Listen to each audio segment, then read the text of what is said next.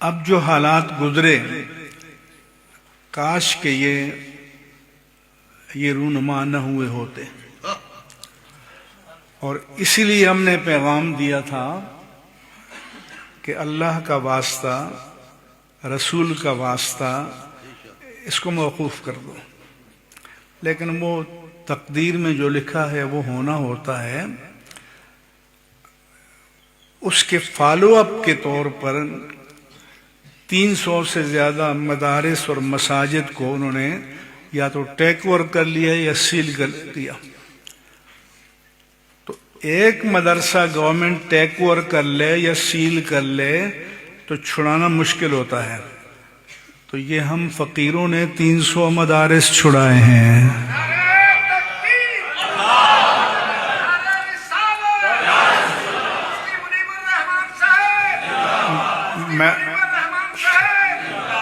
میں کراچی سے لاہور آیا اور وزیر اعلیٰ مریم نواز شریف سے پون گھنٹہ میٹنگ کی. میں نے کہا اگر آپ ہماری مدارس پر ہاتھ ڈالیں گے، مساجد پر ڈالیں گے، تو یہ تنظیم کے خلاف ایکشن نہیں ہوگا، یہ بڑے پیمانے پر اہل سنت کے خلاف کریک ڈاؤن سمجھا جائے گا، اور اس کی قیمت بھی آپ کو چکانی پڑے گی. چنانچہ انہوں نے کہا کہ ٹھیک ہے ہم یہ مدارس آپ کو دیتے ہیں. میں نے کہا ٹھیک ہے ہم اس کو لیتے ہیں، کیونکہ آپ اندازہ لگائیں کہ بھئی 300 مدارس والے جنہوں نے زندگی کی محنتیں کر کے ادارے قائم کیے ہیں، ان کو اچانک آپ فٹ پاتھ پہ کھڑا کر دیں.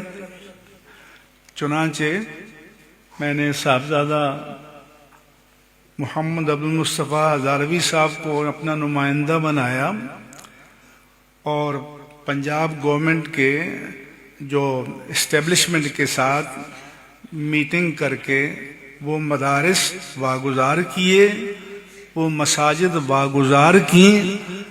اور یہ نہیں کہ ہم نے واگزار کر کے خود لے لی، جو چلا رہے تھے انہی کو دی ہیں، ڈائریکٹ ان کو دیں یا ان کی کسی نمائندے کو دیں.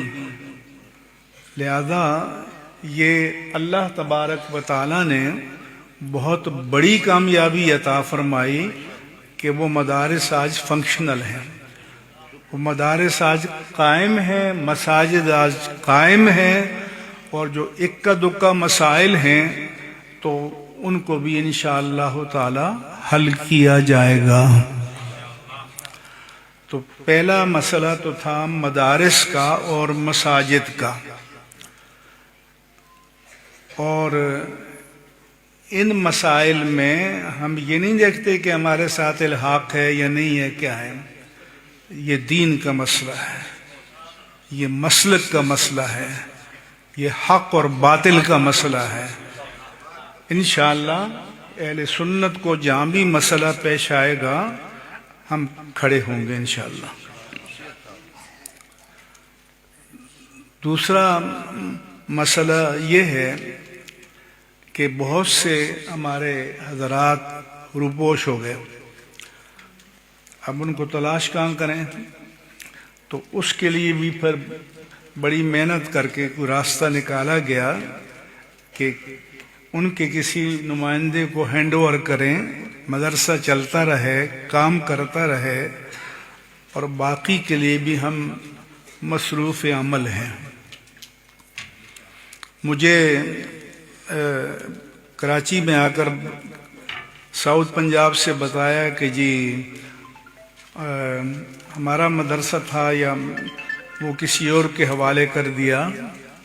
میں نے کہا آپ کا نمائندہ دستیاب نہیں ہوا ہوگا، لیکن جو آپ کا مدرسہ ہے وہ آپ کو ملے گا، جو آپ کی مسجد ہے وہ آپ کو ملے گی، اور ہم صرف تعاون کریں گے تاکہ مدرسہ اپنی جگہ قائم رہے، مسجد اپنی جگہ قائم رہے، اور دین کا کام ہوتا رہے. جو اہل سنت کا مدرسہ ہے وہ ہمارا ہے، وہ ایسا ہی ہے میرے نزدیک جیسے میرے اپنا ادارہ ہے.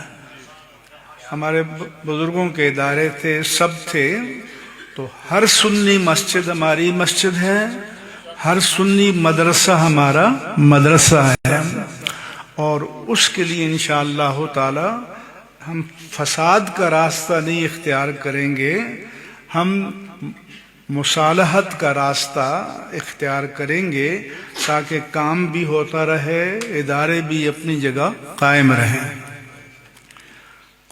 دوسرا مسئلہ یہ ہے کہ بہت سے لوگ یا تو اریسٹ ہیں کہتے ہیں یا منظر پہ نہیں ہیں،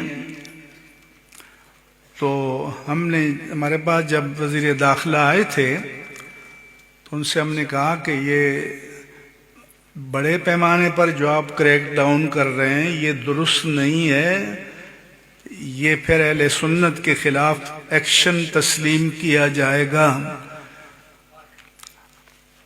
آپ یہ کریں کہ بھئی اسکروٹنی کریں، کوئی کسی تنظیم کے ساتھ تھا یا نہیں تھا، شبے کی بنا پر آپ جس کو چاہیں پکڑ لیں، یہ آئینی طور پر، قانونی طور پر، شرعی طور پر، اخلاقی طور پر جائز نہیں ہے۔ تو انہوں نے وعدہ کیا تھا کہ ٹھیک ہے ہم اس کو دیکھیں گے۔ میں نے کہا ٹھیک ہے، ابھی تک ہماری دوبارہ میٹنگ نہیں ہوئی کیونکہ وہ دوروں پہ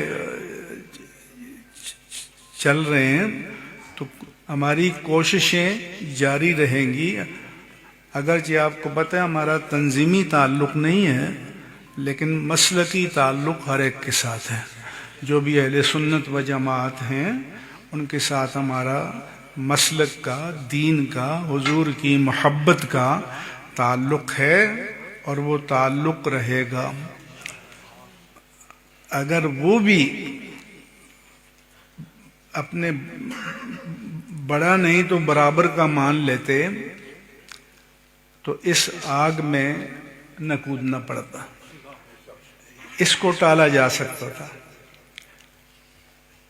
ایک آفت وہ آتی ہے جو قدرت کی طرف سے آتی ہے، ایک وہ ہے کہ بما کسبت ایدیکم، سامنے دیوار پہ لکھا نظر آ رہا ہے کہ بھئی یہ اس طرف بڑھ رہے ہیں، ہم باہر بیٹھے ہیں، ہمیں اندازہ ہو رہا ہے کہ بھئی یہ غلط منزل کی طرف جا رہے ہیں، لیکن نہیں سنا۔ تو جیسے گوگل ہے نا،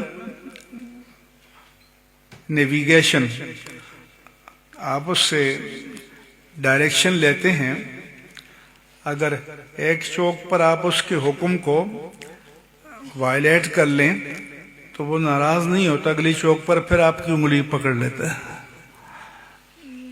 اسی طرح سے ہمارا کام ہے، ہم میں سے ہر ایک کا کام ہے کہ جہاں کسی کی مدد کر سکتا ہو مدد کرنی چاہیے، اور یہ کسی پر احسان نہیں ہے، جو ہمارے بس میں ممکن ہوگا وہ ہم کریں گے، کوشش کریں گے، لیکن یہ سارے کام کھڑے کھڑے نہیں ہوتے، سب کام حکمت کے ساتھ، دانش کے ساتھ۔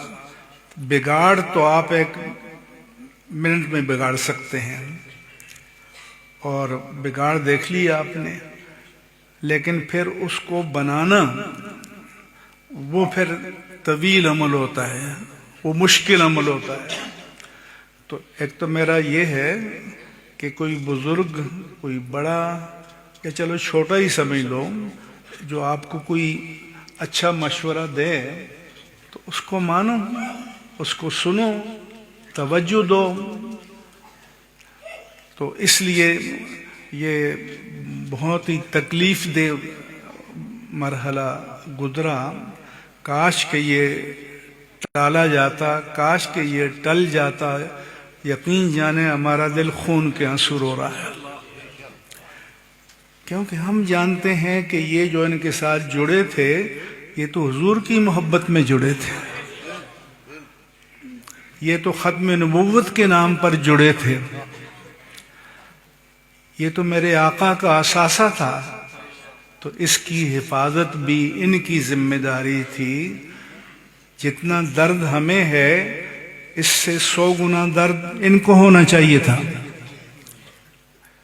تو اس لیے اہل سنت و جماعت کو اپنے آپ کو متحد رکھنا چاہیے، منظم رکھنا چاہیے، یکجا رہنا چاہیے، اور ایک دوسرے کا دست و بازو بننا چاہیے۔ اب جیسا کہ کل اعلان کیا ہے، جب سوسائٹیز ایکٹ کے تحت رجسٹریشن کا عمل شروع ہو جائے گا، وہ کہیں نہ کہیں اس کا ڈیسک قائم کریں گے، تو پھر جو ہمارے ادارے ہیں، مدارس ہیں، ان کو چاہیے کہ اپنے آپ کو رجسٹرڈ کریں، یا پہلی رجسٹریشن ہے تو رینیو کریں، تاکہ یہ طریقہ جاری رہے۔ اب رہا یہ سوال کہ ہم سوسائٹیز ایکٹ پر کیوں زور دے رہے ہیں اور محکمہ تعلیم کے ڈائریکٹریٹ کو کیوں نہیں مان رہے؟ اس لیے کہ سوسائٹیز ایکٹ کے تحت صرف مدارس نہیں ہے، جتنی پاکستان کی لاکھوں کی تعداد بنتی ہے، این جی اوز ہیں، پرائیویٹ ٹرسٹ ہیں، فاؤنڈیشنز ہیں، وہ سب اسی قانون کے تحت ہیں۔ اچھا، ہمیں کہتے ہیں جی یہ تو وزارت صنعت کے تحت ہے، وزارت صنعت کے ساتھ مدرسے کا کیا ہے؟ تو حضور والا وزارت صنعت کے ساتھ فاؤنڈیشن کا کیا ہے؟ کیا کارخانہ بنا رہے ہیں؟ تو یہ انگریزوں کے زمانے میں 1860 میں اس مقصد کے لیے قانون بنا تھا۔ جب باقی مقاصد کے لیے آپ کو آج بھی قبول ہے، تو مدارس کے لیے آپ کو کیا پریشانی ہے؟ سوال ہے۔ لہذا اپنے حق کے لیے ہم آواز بھی بلند کریں گے، ہم مزاحمت بھی کریں گے، ہم اپنی بات کو سمجھانے کی کوشش کریں گے کہ آپ ایشو کو سمجھیں، مسئلے کو سمجھیں۔ کیوں کہ جب ایک مرتبہ آپ سوسائٹیز ایکٹ کے تحت رجسٹرڈ ہو گئے، تو اب آپ انڈیپینڈنٹ ہیں، آپ کی اپنی باڈی ہے، آپ کے اپنے بائی لاز ہیں، آپ کے اپنے قواعد و ضوابط ہیں، آپ نے ان کے تحت چلانا ہے۔ آپ گورنمنٹ اینٹیٹی نہیں ہیں، آپ ایک پرائیویٹ باڈی ہیں جو قانون کے تحت ہے، قانون سے ماورا نہیں ہے۔ تو ہم نہیں چاہتے کہ کوئی ڈائریکٹریٹ آ کر ہم پر اختیار چلائے، کہ ایک دن سپاہی بھیج دیا تھانے سے، دوسرے دن سی آئی اے سے، تیسرے دن سی ٹی ڈی سے، چوتھے دن فلاں سے۔